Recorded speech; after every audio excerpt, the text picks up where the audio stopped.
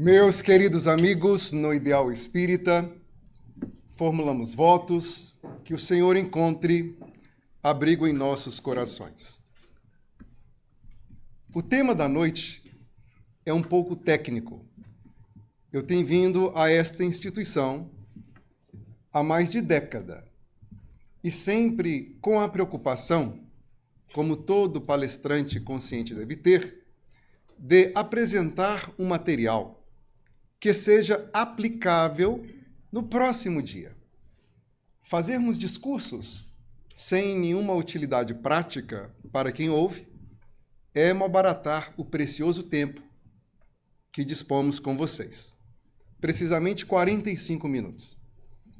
E o tema sendo técnico, e a nossa amiga Lívia ainda aumentou a atenção me dizendo que há muitas pessoas recentes, criou a expectativa que a pessoa sairá impressionada. Que desafio! Para quem nunca fez qualquer curso de retórica, que é a arte de falar em público, acredita que falar por muito tempo é mais difícil do que falar por pouco tempo. É exatamente o contrário. Quanto menos tempo, mais desafiador, ainda mais com o tema técnico. Aliás, levante a mão, quem sabe o título da palestra. Então eu posso falar de qualquer coisa.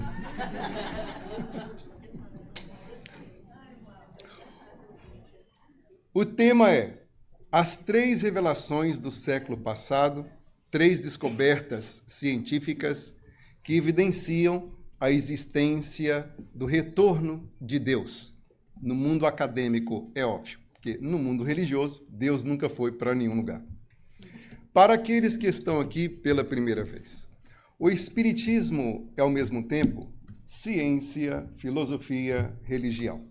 Ciência porque estuda a natureza da alma, bem como a relação com o mundo corporal.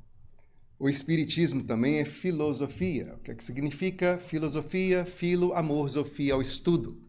Nós espíritas amamos estudar e o Espiritismo, sem nenhum desdouro para com as outras religiões, atende questões filosóficas de grande importância, com lógica e, principalmente, faz sentido com a noção que nós temos do Criador. Responde-nos quem sou, de onde vim, para onde vou. E é também uma filosofia com consequências éticas morais, o que nós costumamos rotular de religião. Mas não no sentido tradicional da palavra. Quando pensamos na palavra religião, o que vem em nossa mente? Os rituais, a hierarquia. Não nesse sentido. É religião no sentido original da palavra.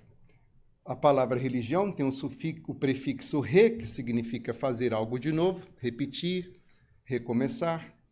Temos o sufixo ão, que significa ação. E a raiz da palavra lig, que significa conectar. Temos ligamentos no joelho, que está conectando-se. Logo, o que significa religião? A ação de reconectar a criatura ao Criador. E qual é a importância desta conexão? Para que nós saibamos qual é o sentido da vida. A religião que torna a criatura uma melhor pessoa é uma boa religião. O Espiritismo é a religião certa? Ora, qualquer religião que faz do indivíduo uma pessoa melhor é uma boa religião. Temos aqui uma interpretação diferente do que consideramos pontos religiosos. Mas qual é a importância dessa conexão? Ora, este objeto aqui é um criador ou uma criação? Vamos falar como se estivéssemos despertos dentro do corpo? Um criador ou uma criação? O criador desta criação criou esse objeto para um objetivo: controlar aquele outro aparelho ali. Se eu tentar utilizar este controle para quebrar essa tribuna em pedaços, o que acontecerá? Conseguirei atingir o meu objetivo? Não. Eu quebrarei o controle remoto. Se eu utilizar como uma chave de fenda e tirar o parafuso dali, conseguirei? Não. Logo, a nossa vida só não dá certo porque tentamos fazer dela aquilo que o Criador não direcionou para nós. Por isso, estar informado e fazer o esforço da nossa transformação é um ato religioso. Certa feita, não que eu acompanhe, foi um acidente que eu liguei e estava lá aquela destruição de cultura. Um certo canal aí que não vou me referir. E no canal estava um quadro e o cantor Fábio Júnior apareceu. E agora não vou falar quem é o entrevistador, senão vocês identificam o canal. Mostrou uma cena que o objetivo é colocar alguém famoso para chorar de público.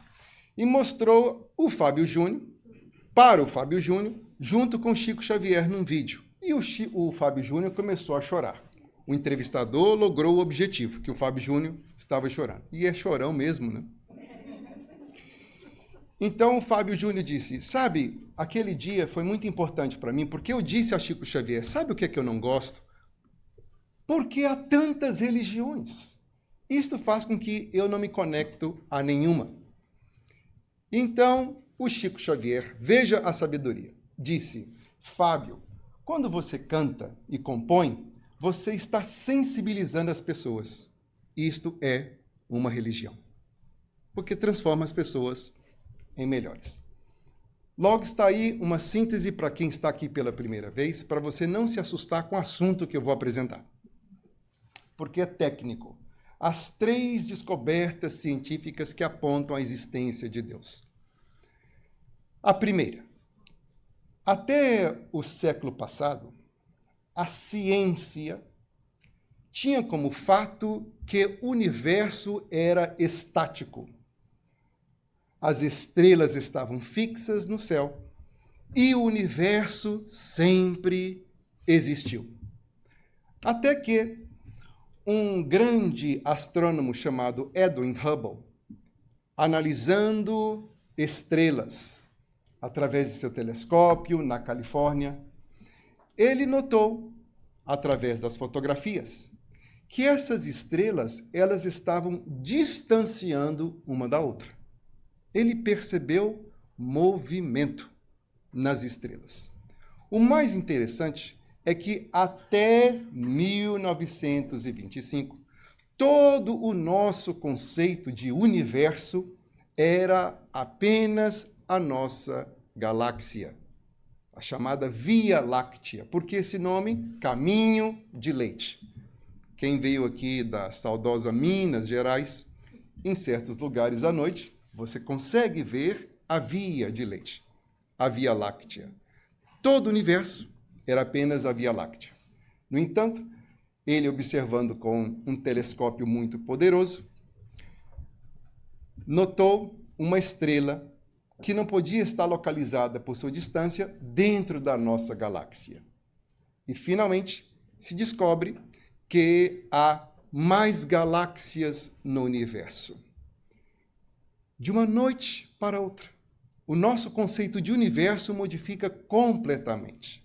Vou abrir aqui mais um parêntese, porque eu já estou observando assim certos olhares me perguntando o que isso tem a ver com o meu problema. É verdade. Eu pensaria da mesma forma. Lembre que o que eu estou falando aqui, eu estou descrevendo o seu pai, Deus. Quantas pessoas não se sentem importante porque é filho do prefeito, filho do governador, do presidente, por causa do que o seu pai tem? Estou revelando aqui o que Deus é capaz de fazer.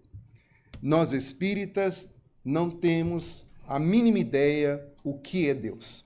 Em O Livro dos Espíritos, que é o livro que nós apoiamos os nossos raciocínios filosóficos, afirma que Deus é a inteligência suprema, causa primeira de tudo quanto existe. Ora, não está dizendo se é uma energia, se é um espírito, se é uma consciência. É uma resposta que a nossa inteligência consegue, mais ou menos, compreender. Mas nós não sabemos. Mas, podemos entender um pouco da criação para ter ideia do Criador. Como essa tribuna. Olhamos para ela e vemos que ela está fixa. Nós vemos simetria. A esquerda é igual ao lado da direita. Vemos harmonia. Nós nunca vimos quem construiu essa tribuna, mas observando a criação, temos uma ideia do Criador. Entende de carpintaria, entende de pintura, entende de física, porque é isto que denota a criação. Compreendeu o raciocínio? Logo, a gente olhando o universo, temos uma ideia do que é o Criador. Então, o nosso conceito de universo modifica completamente com o Edwin Hubble, porque ele nota que as estrelas estão se distanciando. Continua com seus estudos e nota que as galáxias também estão distanciando. Alguém pode se perguntar, mas como que entendeu que a galáxia estava distanciando? É por causa do efeito da luz vermelha. Quando você está parado na estrada e um carro passa buzinando, ou você já esteve perto da linha do trem e o trem está passando com o som, a sensação é que o som sobe e desce, né? Mas se você está dentro do trem, o som é sempre constante. Não houve um sobe e desce. O que acontece? É que as ondas sonoras, quando chega perto de você, são comprimidas e, ao distanciar, são alargadas. O mesmo efeito acontece com a luz. Então, quando se olha com o telescópio para o universo, se nota galáxias que estão avermelhadas. Não é que a cor dela é vermelha, é porque ela está distanciando do planeta Terra. Conseguiu acompanhar o raciocínio? Qual foi a implicação disto para nós, a humanidade? É que se o universo está expandindo, ora, se nós voltarmos ao passado, então teve um momento que ele estava um pouco mais próximo. As galáxias estavam um pouco mais próxima, mais próxima, mais próxima, mais próxima, até chegar um ponto que todas as galáxias estavam juntas, todas as estrelas, toda a matéria, todo o espaço, e isto chegou um momento do passado que explodiu. É o chamado Big Bang. No mundo acadêmico, houve muita resistência dos cientistas. Sabe por quê? Porque era evidência que o universo teve um começo. E se o universo teve um começo, agora há necessidade de explicar como que ele começou.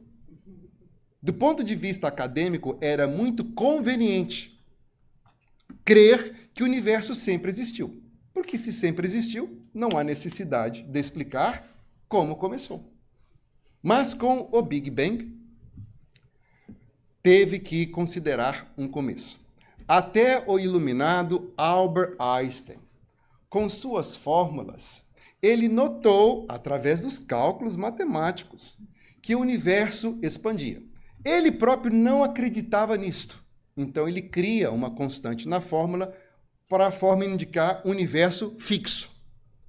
A maior inteligência da época, dando jeitinho brasileiro na própria fórmula para o universo ser estático, porque ele acreditava desta forma. Mas o Edwin Hubble chama o Albert Einstein e ele constata, vendo pelo próprio telescópio que o Edwin Hubble estudava, que de fato o universo estava expandindo. E há então uma revolução na nossa compreensão de universo. O universo está expandindo. E não está expandindo numa velocidade constante, está sempre crescente. Vou mostrar aqui para vocês algumas imagens para você ter uma ideia da nossa pequenez e, ao mesmo tempo, da grandeza do universo.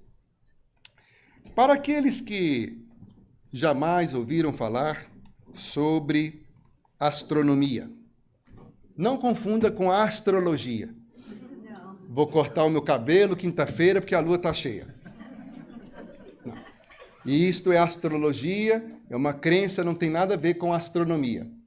Por outro lado, não coloque ainda não, por favor. Obrigado. Por outro lado, Foi os astrólogos, portanto, estudar os movimentos dos astros e a influência que os astros têm em nossa vida, que nasceu a astronomia. Como a alquimia. Pessoas que queriam transformar metais sem valor em ouro. Claro que isso é uma crença, mas da alquimia nasce a química. Então, a astronomia é a ciência que estuda os astros. E o que é o sistema solar? Uma estrela, como o nosso Sol, com os seus planetas. O que é uma galáxia? Uma galáxia é um conjunto de sistemas solares. O nosso sistema solar tem o Sol e mais quantos planetas? 8. Quem foi para a escola na década de 90, 80, aprendeu que era 9. O coitadinho do Plutão foi rebaixado. Até na astronomia o pessoal é rebaixado também. Porque foi considerado, através de uma nova definição de planeta, que era um subplaneta e não planeta. Então, são 8 planetas. E a Terra, ela é tão pequena que podemos colocar 1.300.000 terras dentro do Sol. Sabe aquele argumento infantil, pueril, que está acontecendo essa tempestade porque Deus está contra a humanidade? Está acontecendo um tsunami porque Deus está revoltado? Meus amigos, se Deus quisesse nos matar instantaneamente, bastava aproximar um pouco a Terra do Sol para nos queimar, ou empurrar a Terra um pouco para longe para nós morrer congelados. 1.300.000 terras dentro do Sol. Então, para entendermos um pouco de tamanho, vamos colocar esse vídeo rapidamente para vocês terem apreciação a real imagem que eu quero mostrar. Então, está aqui uma comparação dos planetas. Deixa eu ver aqui.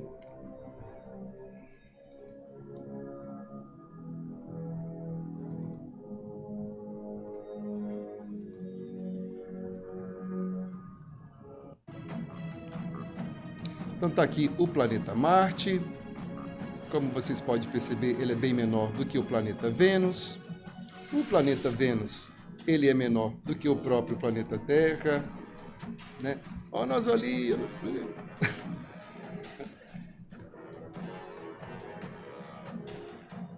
Temos aqui o planeta Netuno, Uranus. O Netuno é o último planeta do nosso sistema solar. Temos o Saturno, com seus anéis. E logo vem... Aqui, dá para que vocês compararem mais ou menos. Está aqui o planeta Terra ali. Está vendo ali o mouse? Aqui é o Sol. Aí vocês se perguntariam, mas como é que eu vejo o Sol apenas uma bola de futebol no céu? Pela distância. Então, o Sol está tão distante que nos dá essa ilusão. À noite, quando você olha para as estrelas, você está olhando para sóis muito distantes. Por isso que aparece apenas um ponto. Mas o mais fantástico é o seguinte. Então, falei aqui um pouco de tamanho, vou falar agora de velocidade. Tudo isso para vocês apreciarem a última imagem que eu vou mostrar. No universo, tudo é tão distante que não se mede as coisas por quilômetro, se mede as coisas por velocidade da luz. O que é a velocidade da luz? É 300.000 quilômetros por segundo. Eu dizer esse número para vocês não tem qualquer significado. Mas quem aqui já viajou de Orlando para São Paulo? São aproximadamente 4.300 quilômetros. Se você pega um avião, nesta velocidade de 600 milhas por hora, chega-se aproximadamente em quantas horas? 7 horas. Mas imagine se o avião pudesse voar na velocidade da luz, de Orlando para São Paulo, a 300.000 quilômetros por hora. Em quanto tempo você chegaria em São Paulo? Você chegaria e voltaria para Orlando e voltaria para São Paulo 43 vezes em 1 segundo. Agora entenderam o que é velocidade da luz. 43 segundos. 43 vezes em 1 segundo. A Lua está a 1 segundo de distância da gente. A 1 segundo na velocidade da luz. Quando você olha para a Lua, você está olhando a Lua conforme ela era 1 segundo atrás. Porque a luz está demorando 1 segundo para chegar nos nossos olhos. O Sol está tão distante que ele está a 8 minutos na velocidade da luz. Compreenderam até agora? Isto quer dizer o seguinte, suponhamos que aquela lâmpada lá é o Sol, ok? E aqui é a Terra. O fóton de luz, quando desprega do Sol, viaja 8 minutos para chegar no planeta Terra. Suponhamos que o amigo José e Joaquim tivessem uma amizade bastante fraterna e Joaquim resolvesse mudar para o Sol. José ficou na Terra, Joaquim foi para o Sol.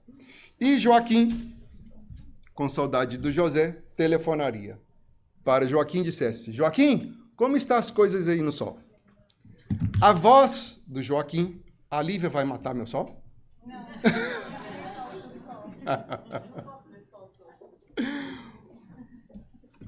Joaquim, como está aí viver no Sol? A minha voz ia viajar por 8 minutos até o Sol. O Joaquim escutaria e depois, está tudo bem por aqui, Júlio. Mais 8 minutos. Este alô, nada mais, seria um processo de 16 minutos. Compreenderam? Estão acompanhando o raciocínio? Seria tão bom muitos relacionamentos se pudesse ser conversado dessa forma.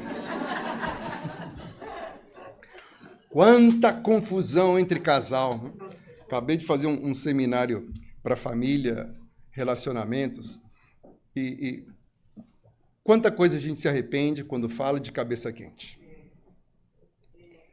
Está com um problema dentro de casa, esfria a cabeça. Eu não estou dizendo quem está certo, errado, não estou concordando ou discordando. Eu estou dizendo que sempre, quando tomamos decisões de cabeça quente, arrependemos. Eu trabalhei 12 anos numa penitenciária. Vi ali, infelizmente, mais de 23 mil detentos e muitos ali estavam porque tomaram decisão de cabeça quente. Mas, caso o Sol explodisse,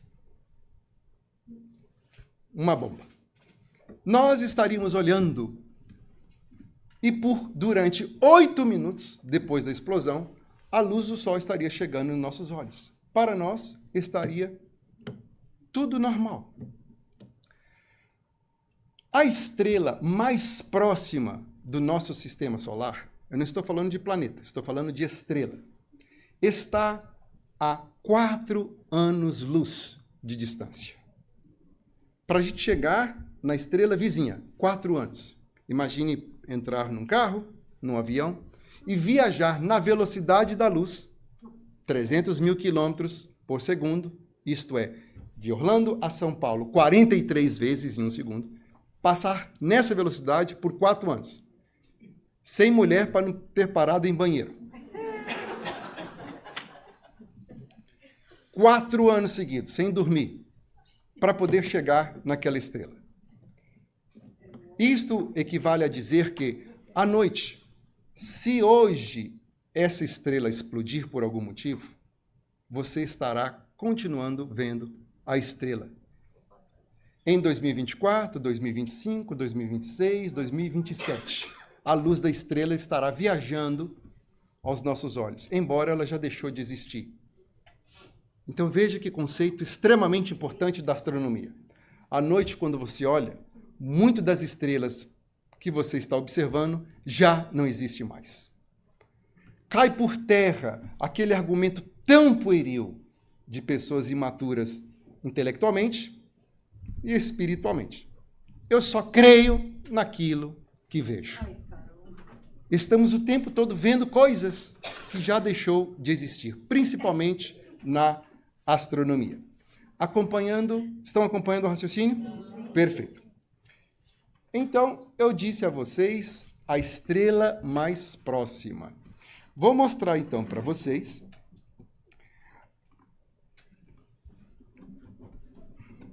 a opção dos outros vídeos, por favor?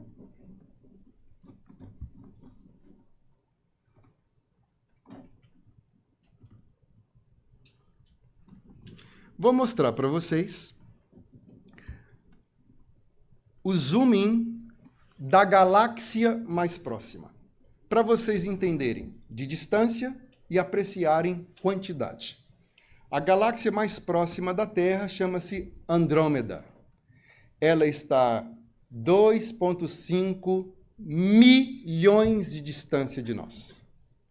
A luz dessa galáxia saiu de lá a 2,5 milhões. Compreenderam? Já se perderam, né? Por isso que os astrônomos falam que a astronomia é a ciência que humilda as pessoas. Porque quem chega com arrogância, presunção, diante de tanta grandeza, se sente muito pequeno. Inclusive os astrônomos.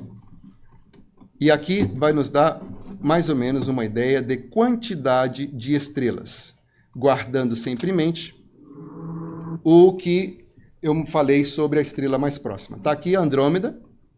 A gente sempre viu a olho nu, mas com o aperfeiçoamento dos telescópios, podemos tirar fotografias mais próximas.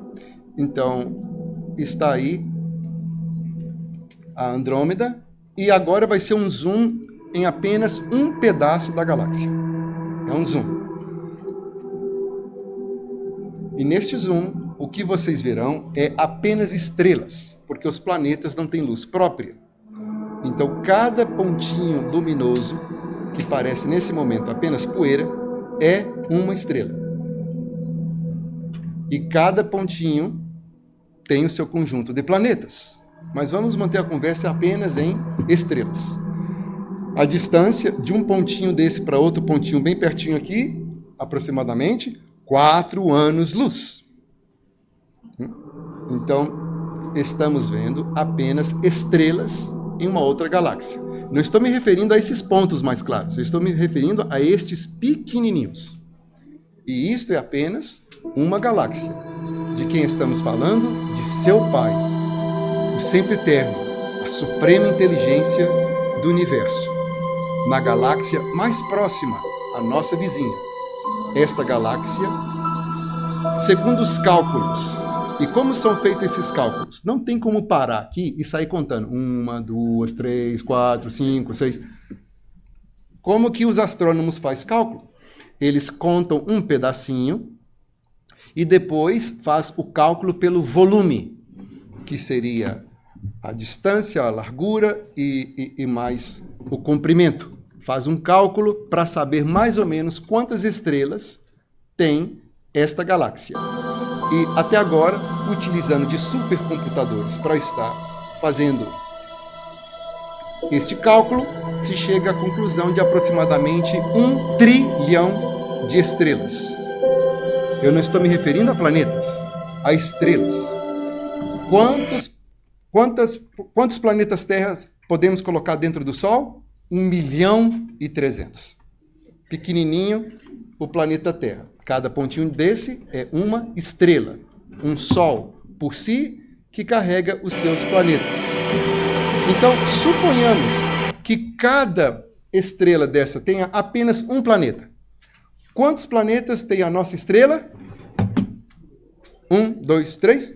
8. A nossa estrela tem 8 planetas. Se cada pontinho deste, que é uma estrela, tem apenas um planeta, só nessa galáxia nós já teríamos 8 trilhões de planetas. São números tão grandes que a nossa mente não consegue apreciar. Mas está aqui apenas um exercício mental. 100, 200, 300, 1.000, 2.000, 3.000, 5.000, 100.000, 800.000, 900.000, 1 milhão. 2 milhões, 3 milhões, 4 milhões, 100 milhões, 900 milhões, 1 bilhão. 2 bilhões, 3 bilhões, 50 bilhões, 300 bilhões, 999 bilhões, 1 trilhão. Então está aí a fotografia de apenas uma só galáxia e é um pedaço de uma galáxia. Estamos falando de Deus, seu Pai, seu Criador. Já estão impressionados?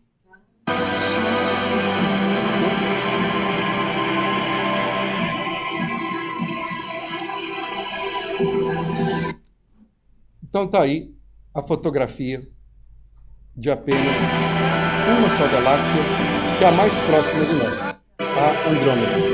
Eles vão fazer o zoom aqui de volta. E aí está. Apenas um pedaço da galáxia era todas aquelas estrelas que vocês estavam vendo. Tá vendo? 1 trilhão na galáxia mais próxima de nós, a Andrômeda. Agora, vamos perder os cabelos.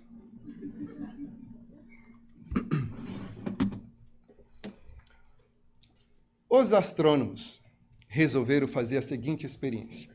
Por que não apontar o nosso telescópio para um ponto que está completamente apagado? Não tem nada lá.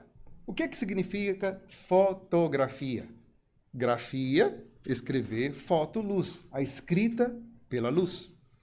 Logo apontaram o telescópio para uma região completamente escura, numa distância que seria o equivalente a olhar para a galáxia por um canudo desses que a pessoa toma para se envenenar com refrigerante. Canudo. Mas não é aquele canudo, que ainda está muito grosso. O canudo que a gente mexe o café, aquele bem fininho, marrom. Então eles apontaram para uma parte escura da espessura desse canudinho no universo, para poder saber que imagem sairia dali. Apenas escuridão, uma estrela e o que aconteceu. Então, a introdução do vídeo aqui é mostrando esse telescópio que leva o nome do cientista que eu falei, o Edwin Hubble. Ele é mais ou menos um tamanho de um ônibus e se pergunta, mas por que botar um telescópio no espaço? Porque a atmosfera atrapalha as imagens. Então tá aqui o pontinho que eu expliquei para vocês do canudo. Tá vendo que tá todo o espaço que ele pode pegar, mas vamos concentrar nessa área aqui completamente escura. Entenderam o raciocínio, meus amigos? Sim? Perfeito. Então, depois de 14 dias apontando, esperando aqueles fótons de luz chegarem, saiu esta imagem. O que vocês estão vendo aí naquele pontinho de luz é aproximadamente 3.000 galáxias. Ninguém entendeu. Porque é difícil mesmo de entender. Cada pontinho que você está vendo aí agora, veja agora o zoom. Ó, o zoom vai na parte escura que eu expliquei, para que você aprecie. Então, a câmera está aproximando, aproximando, aproximando, até chegar na região escura, e com o passar do tempo, dos 14 dias, os fótons vão entrando, o telescópio os registra, e o que você está vendo aí agora, cada pontinho desse já não é mais uma estrela, é por si só uma galáxia. Cada pontinho é uma galáxia. Então, essa galáxia aqui, 1 trilhão de estrelas, 1 trilhão de estrelas, 1 trilhão de estrelas, 1 trilhão de estrelas. E 2020 foi lançado um outro telescópio, chamado James Webb Telescope, que está agora com imagens mais perfeitas e se calcula que o universo tem aproximadamente 2 trilhões de galáxias. Ninguém entendeu nada. A capacidade de Deus para criar supera a nossa inteligência? É óbvio que sim, que a gente consegue nem entender a imagem. Não somos nós leigos em astronomia. Os próprios astrônomos, registrando essas imagens, eles ficam sem dormir de excitação intelectual, de tanta informação que traz. Se chega à seguinte conclusão: existem mais estrelas no universo que todos os grãos de areia reunidos de todas as nossas praias. E eu estou falando de estrelas, não estou falando de planetas. É óbvio que essa inteligência que criou tudo isto não pode ser aquele Deus que a gente chama para tomar um cafezinho, Senta, Deus, deixa eu te contar o que me aconteceu. Toma aqui um pãozinho de queijo. É óbvio que não pode ser este Deus. É algo muito aquém da nossa compreensão. Mas nós entendendo um pouco da criação, nos dá evidência de como Deus é grande em tudo. E criou você para algo especial, que é a perfeição. Chegar lá depende exclusivamente do seu esforço. A perfeição intelectual e a perfeição moral. Então, a primeira descoberta que aponta a evidência de Deus é esta expansão do universo. A segunda, a primeira é que o universo teve o início, através do Big Bang. A segunda, que o universo está nesta expansão, e esta expansão só pode acontecer devido a uma afinação muito precisa das forças, como se fosse uma corda de violão com mais de 30 cordas, e para ter um acorde perfeito, todas as cordas têm que estar precisamente na sua posição. Isso chama de perfeita afinação. Imagine que se nós mudarmos apenas um pouco de qualquer corda, já o acorde já não sairia igual. Então, no universo, grandes nomes da academia deixaram de ser ateu para crer numa inteligência superior a nós, devido à afinação destas forças que faz com que a vida seja possível. E a terceira descoberta aconteceu na década de 50, quando houve a descoberta do DNA. O DNA é a informação, é a receita dentro da sua célula que está escrito como fazer um indivíduo. O DNA é tão especial que apenas 1 grama do DNA guardaria informação de um filme de ultramoderno com a imagem HD por 40 anos. Se você conseguir colocar a informação de filmes HD, apenas 1 grama de DNA, você teria filme para assistir por 40 anos sem parar. E o corpo tem 50 gramas de DNA. O que equivale a dizer que o DNA é um especialista em guardar informação. E ali tem a informação contida de como fazer árvores, bichos, seres humanos. Então, a grande questão é que ninguém sabe como responder. Quem é que colocou a informação ali? É como se perguntássemos quem criou o primeiro bolo, porque não houve uma intervenção exterior para manipular o gene, segundo a ciência. Então, alguém teve que colocar a informação no DNA. Aí estão as 3 grandes descobertas da ciência que faz uma revolução no mundo acadêmico, principalmente naqueles que são os grandes cientistas da nossa época, porque os professores que acompanham os ensinos tradicionais, eles ainda não sabem dessas grandes revoluções dentro do mundo acadêmico, principalmente na questão da evolução. Então, se você se perguntou qual foi a utilidade desta informação para mim, eu queria que vocês vislumbrassem um pouco a grandeza da criação. Mas, segundo, se tem um filho que está indo à universidade, peça a esse filho que consulte esse tipo de vídeo. Porque, infelizmente, se o filho vai à universidade e pega um professor ateu, há uma grande probabilidade de influenciar o seu filho a descrer na possibilidade de Deus. Muita atenção com o que está acontecendo, para que nós evitemos que os nossos filhos, ao ir à universidade, despiritualizam-se.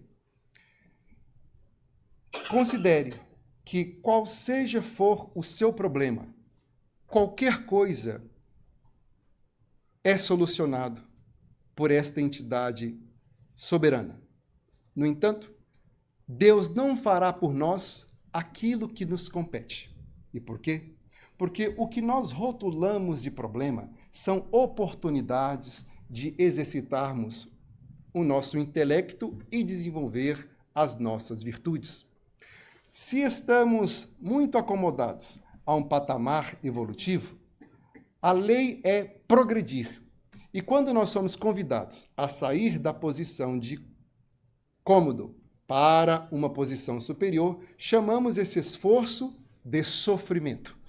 Mas quando mudamos a percepção, tudo se modifica, porque compreendemos que essa entidade suprema não está contra nós. A vida está sempre ao nosso favor. As circunstâncias estarão empurrando você para desenvolver o seu intelecto moral. Sendo assim, invista na compreensão de que Deus é por você. Quanto mais vamos evoluindo, mais vamos nos religando à criatura, ao Criador. Para sintetizar, no livro Jesus no Lar, recebido pelo médium Francisco Cândido Xavier, Meio Lúcio narra uma história comovente, chamada de 3 árvores. Ele afirma que havia 3 árvores na Ásia Menor que conversavam uma com a outra, desejando ser uma mais importante do que a vizinha. A primeira disse: eu quero ser o trono de um grande rei. A outra dizia: eu quero ser o carro deste rei. Porque o trono está parado, mas o carro pode levar o rei para qualquer lugar. E a última disse: eu quero ser uma ponte que liga o rei ao castelo. Porque como é que o rei vai chegar até a sua moradia? E os anos se passaram e elas com essas ilusões, até que certo dia veio o lenhador e cortou as 3 árvores, despedaçou os seus ramos, e elas ficaram extremamente tristes. Mas o que aconteceu com o nosso sonho? Então, uma das árvores foi levada para virar um coxo de porco, onde se era depositado dejetos humanos para que os porcos pudessem comer. A segunda árvore foi transformada de forma muito dolorosa para ela mesma num barco. Cortaram o meio da árvore e ali pescadores depositavam peixes que morriam em putrefação e ela ficou totalmente em depressão. Poxa, eu pedia ser um carro para transportar o rei, veja no que aqui me transformei, num barco fedorento a peixe. A terceira, ela foi colocada perto de uma prisão, como um mastro, e toda vez que um prisioneiro desobedecia às ordens do carcereiro, lá eles eram colocados para receber chicotadas. Assim ficaram as 3 árvores nessa situação deprimente para cada uma delas. Até que, certa feita, surge alguém especial, chamado Jesus, numa noite diferente. E porque a presunção, junto com a cobiça, não guardou nenhum espaço para José e Maria, esse casal especial foi forçado a encontrar uma estrebaria para que Jesus pudesse nascer. José olha para o lado, onde que ele ia colocar o bebê para descansar. Ele vai às vizinhanças e encontra o aparato de alimentar o porco. Limpa, coloca um pano e, finalmente, a árvore que desejava ser o trono do maior rei logrou seu sonho, porque Jesus estava depositado dentro dela. Jesus cresce e a multidão, sempre muito sedenta, avolumava-se perto de Jesus, e Jesus, para poder atender toda essa multidão, na praia, ele subia da proa do barco e de lá apresentava os seus discursos. E, finalmente, a árvore que desejava ser um carro para o maior rei teve o seu sonho alcançado. Jesus utilizava do barco para as suas pregações. E, por último, a terceira árvore, quando Jesus, devido à ignorância dos homens, fora mal interpretado, eles, os romanos, uma prática muito natural da época, crucificar as pessoas, vá até a cadeia, pega aquele mastro e converte-o na cruz de Jesus. E a árvore estava satisfeita, porque finalmente ela alcançou o sonho de servir de ponte para o maior rei entre a terra e o céu. Assim, meus amigos, o nosso sofrimento, os nossos desafios são pontes de ligação da criatura para com o Criador. Não blasfeme, compreenda, estuda. O Livro dos Espíritos é um manual a ser consultado, é um psicólogo que lhe pode atender a qualquer momento. Basta uma só pergunta para nos levar a grandíssimas reflexões. A 920, por exemplo, a felicidade perfeita é possível no planeta Terra? É óbvio que não, mas uma felicidade relativa, sim, é possível. E como? A posse do necessário, a fé no futuro, conscientização da nossa importância através do serviço no bem. E assim vamos conseguir nos livrar de tudo quanto nos tormenta. Mas não significa que ficaremos numa vida perfeita. A compreensão das dificuldades, sendo elas agora algo a nosso favor, vamos ter resiliência perante os desafios. Jamais se esqueça que você está no país mais rico do mundo. O país da oportunidade. E para nós abraçarmos as oportunidades, é necessário modificar a nossa percepção, superar o complexo do vira-lata. Que complexo é esse? Lembre quando nós estávamos no Brasil que tudo de bom é o que é importado. Até nas novelas, não que eu assistia.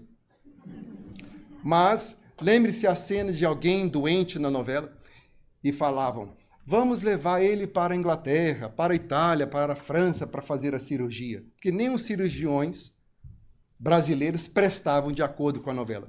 Isso cai em nosso psiquismo coletivo e criamos um complexo de inferioridade, achando que nós somos menos. Chegando no país da oportunidade, cai na cabeça do indivíduo que só pode ser ou limpador de casa ou carpinteiro, ou coisa semelhante. Não. Você é o que você fazer de você mesmo. E o Espiritismo vai lhe apresentar meios. Muitos perguntam, como? Ora, aqui nós nos investimos para crescermos financeiramente, emocionalmente, espiritualmente. Mas como? Porque o Espiritismo me ensina a ser disciplinado. E com disciplina se cria ritmo, ambição, crescimento. Quantas pessoas não saem do patamar econômico porque fazem exatamente o que pedem dele? Quando a criatura está de olhos despertos para a oportunidade, faz muito mais do que é pedido, porque está se preparando para a próxima posição. Tendo este conceito, não espere que o tapete vermelho vai ser estendido para você passar. Pelo contrário, se você está trabalhando em um local e tem 5 pessoas preguiçosas, como reina a harmonia, como são amigos, mas se chega alguém diligente, trabalhador, eis a confusão. E por quê? Porque os eficientes revelam a ineficiência dos preguiçosos. Com esta visão, você fará a tua parte independente do que estão fazendo. Apresentei apenas uma nesga da compreensão que a filosofia espírita nos dá para crescermos financeiramente. Emocionalmente, vamos criar relacionamentos melhores porque consideraremos que Deus nos colocou junto às pessoas que necessitamos de crescer. Não é necessariamente as pessoas que queremos, são as pessoas que precisamos para a nossa evolução. E terceiro, no âmbito social, vamos ter um bom relacionamento com todos, porque não vamos esperar perfeição de ninguém. Queremos nos frustrar socialmente é criar expectativa. Fulano vai ser assim, ciclano vai ser assado. Não. Todos com seus desafios, imperfeições, defeitos. Não é que você deseja que a pessoa vai errar com você. Você espera que o ser humano é alguém como você mesmo, cheio de desafios e imperfeições. Logo, não criando expectativa, não sofrerá da desilusão. Já dizia Buda que nós sofremos pela ilusão. Quem é que criou a ilusão? Nós mesmos. Sobre os indivíduos, a vida, as coisas. Para eu não me iludir, eu tenho que aprender a realidade. Logo, leiam, estudam, consultem o Livro dos Espíritos. E quando fugir-lhe as forças, ore com confiança, sabendo que Deus sempre atende os seus pedidos, na medida da sua sinceridade, da sua necessidade, e não exatamente o que você deseja. Porque o que você quer, nem sempre é o melhor para a sua evolução.